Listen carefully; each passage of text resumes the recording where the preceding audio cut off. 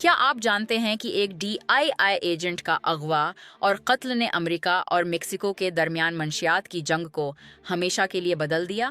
1985 میں انریکے کامارینا نے گوادالاہارا کارٹل کا اربوں ڈالر کا چرس کا کاروبار بے نقاب کر دیا۔ رافائیل کارو کوئنٹیرو کو یہ بات پسند نہیں آئی۔ کامارینا کو اغوا کر کے 36 گھنٹے تک تشدد کیا گیا۔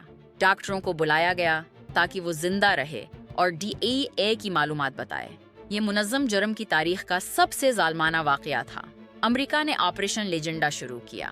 سالوں تک چلنے والی یہ تحقیقات میں انہام کے شکاری میکسیکو سے ملزموں کو اغوا کر کے لے آئے۔ پوری کارٹل کی قیادت گرفتار ہوئی۔